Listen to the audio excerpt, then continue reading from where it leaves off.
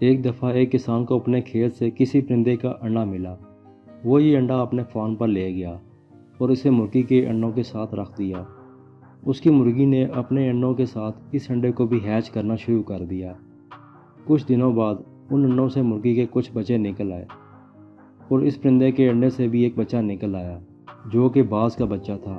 باز کا یہ بچہ مرغی کے دوسرے بچوں کے ساتھ بڑا ہونا شروع ہو گیا۔ وہ چوزوں کے ساتھ کھانا کھاتا، پانی پیتا اور ان کے ساتھ کھیلتا رہتا۔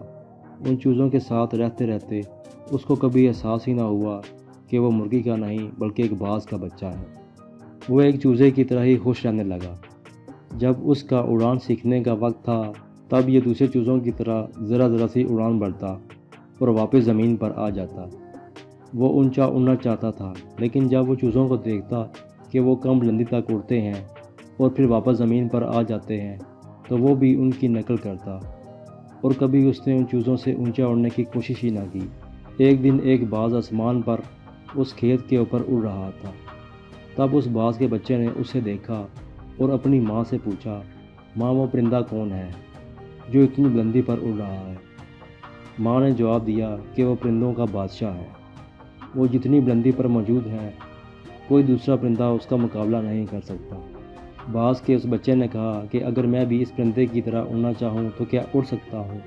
یہ سن کر ماں مسکرائی اور کہا، میرے بچے تم کیا کہہ رہے ہو؟ تم ایک چوزے ہو، تم ایک باز کی طرح اڑنے کے قابل نہیں ہو، لہٰذا اس بارے میں سوچنا بند کر دو اور اپنا وقت ضائع نہ کرو۔